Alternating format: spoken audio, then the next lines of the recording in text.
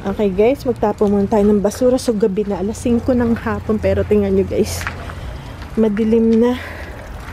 So yan, patuloy na natutunaw. Ay, nasira yung ano ng kapitbahay. Sa kapitbahay yan. Pero ayusin natin. Ito yung natubig. Sabihin, umiinit na yung panahon. So tagtunaw naman siya ngayon. So ito yung aking mga pinagbalatan sa loob ng bahay. Okay. Ayan ang aming ano, ba't parang may amoy, ano pa rin siya, may yelo. Ay, pero ano na siya, meron pala dito yung automatic na solar light. Mawala na, ubos na ating, pero hindi pa tapos ang snow kasi hanggang ano pa to March. Yan yung mga nahulog. Ito lang kita nyo, nahulog na sanga sa puno nung bumigat. Buti hindi nabuwal tong ating puno. Ngayon, compostable tong aking plastic. Yung may nahanap akong compostable. So, ang gagawin ko dyan is, ayoko nung tambak na to ng dahon. Kasi potential na gawing bahayan ng mga ahas. So, ayoko niyan. Kaya, gagamitin ko yung pang compost pit natin. Kasi yung kay Manong, last year may nakita siyang ahas. Kasi nga, may tambak siya. Ito itsura sa sobrang lamig. Kasi ang problema rin, pag natutunaw na ang yelo, doon naman lumalamig, napakalamig. So, papasukin muna natin yung mga pusa. Ito, meron ditong pusa na ready nang pumasok. Come here, Jackie. Come here. Jackie, come here. Do you want? Ayaw. Ano ba yan sila? Si Kali andyan pa guys. Ito yung tiny house natin. Medyo lumuwag. Kasi dito nag-videotape yung asawa ko. Yung kanyang corner. Pag nagre-review siya ng products. And then inayos niya to. Ito yung foldable table. Ngayon nakikita na natin. Kasi kukunti na yung tambak. Kasi dati sobrang dami nitong tambak. Okay? Okay, so yan. And then, ito pa yung mga collaboration niya. Inayos niya to eh. And then, ito naman ito yung sa eBay niya. Nilagyan niya ng yung naka-plastic container. Okay? And then, ito kailangan naming maibenta to. Ito yung pang-garden to. Pang-garden. Yung TV. And then, si Kali, buhay pa siya, guys. Yan. Ano na siya eh? Ano na ba to? 19 years old. So, andyan lang siya. Yung mga kuting, lagi silang lumalabas. Ayan. Kaso, ayaw pumasok pa ng mga kuting. So, yan. Nagtutunaw na, guys. Uy. Nagtutunaw.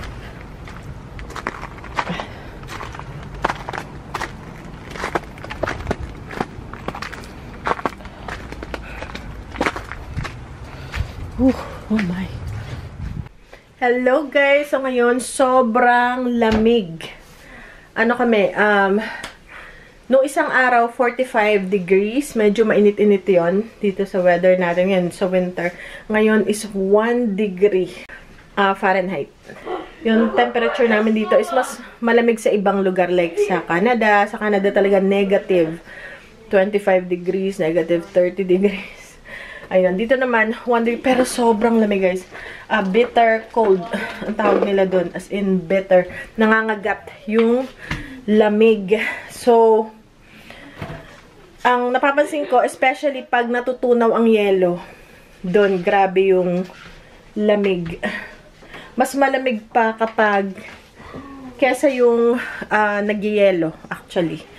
So, sobrang lamig. Yung lumabas ka, masakit sa balat. Yung tipo na magkakrak yung labi at saka yung mga daliri. Yung mga balat mo talaga magkakrak. So, ngayon, di muna kami aalis kasi sobrang lamig. Since, aalis din naman kami the day after tomorrow. So, doon na lang kami pupunta sa store ulit. Though, so ngayon, inano ko na yung mga products natin na ibebenta. Like, itong ilaw.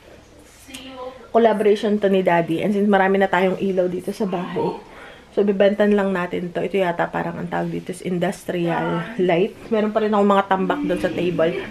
Kasi yung lahat nung matatanggal ko dito sa bahay, pipilitin ko siyang matanggal ko. Hindi naman namin ginagamit para magluwag yung ating bahay. Especially, maliit lang yung bahay natin. So, mas maganda na i-get rid na lang yung mga products or mga toys na hindi ginagamit.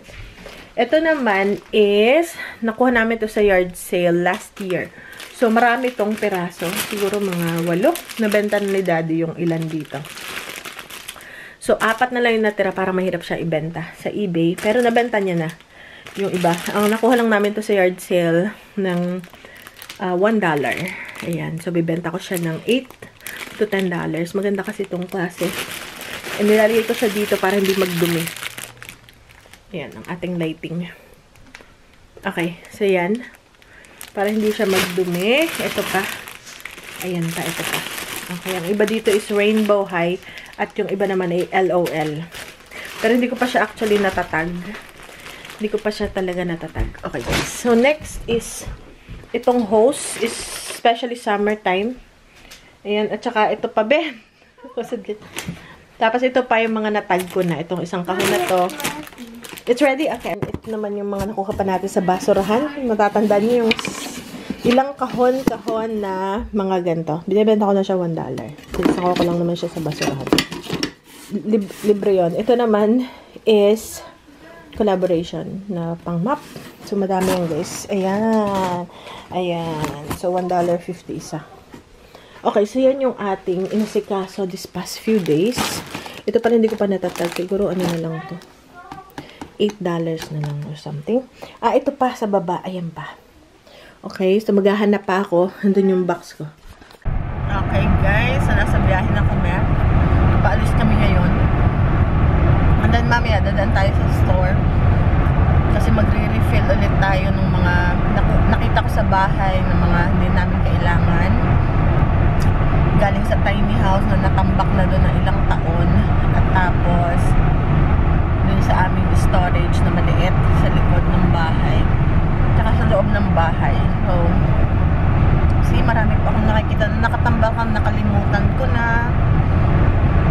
Hindi ko na naalala. Pag naghalwat ka lang sa kami ng mga gina. So, since nakatambak lang siya, hindi ko siya kailangan. Walang gamit na. And also yung mga collaboration na nakatambak din. Marami pa tayo talaga. So, hayaan lang natin na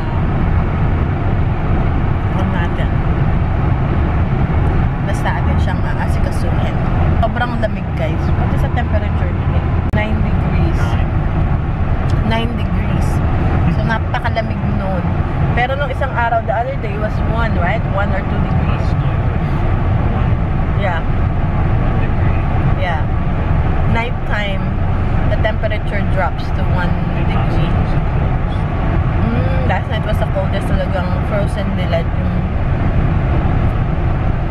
grabe, sobrang lamig. Iba yung temperature ngayon. Here, naging mas marami yung snow namin, mas marami yung malamig na araw. And kahit yung mga lugar na hindi nag-i-snow, gaya ng Kinatisay, ang taas ng snow nila guys, nag 8 to 10 inches yata. Sobrang lamig, tapos may ice. So, hindi sila nag-i-snow doon. Hindi talaga. And also sa Florida, nag-snow din. And which is sa Florida, palagi mainit. Lumalamig din pag mga December, January, pero walang snow. Tapos, madali lang uminit ulit. So, nag-iiba na talaga ang klima, guys. Paiba-iba na siya. And then, mag-aayos din tayo ng produkto. Kasi minsan, nalilipat yung mga produkto natin sa ibang lugar. Or minsan nga, nangyayari, merong mga produkto na nasusoli ng customer. Taga-ibang store na pupunta sa amin. So, ginagawa, pinapabalik ko sa mga bata since may number naman. So, pinapahanap ko sa kanila yung number. So, yan. Mukhang aabot naman tayo sa ating pupuntahan. Tapos, tinanong ko si Mother kung gustong magpabili ng the Chinese. Sabi, gusto doon pansit. Pansit na mataba. Yun ang paborito niya. So, Dadaan din tayo. Bibilhan natin. Pagtapos na kami sa lahat. Ayan. Ay, grabe. Frozen. Frozen, guys. Yung ano, parang lake yan. Man-made. Ayan, oh. Oh my. It's frozen. Kita yung mga puti-puti yellow yun na tipak-tipak. Ayan, oh. Ito yung cornfields at corn and soybean yung fields. Ayan, oh grabe. Yung frozen ang lake. Wow, frozen talaga. Sobrang lamig. Ayan, oh, mga yelo sa tabi. Kahit na may araw, walang effect. Sobrang lamig pa rin. Yan talaga. Let it go, let it go. Frozen. Frozen siya talaga. Oh my.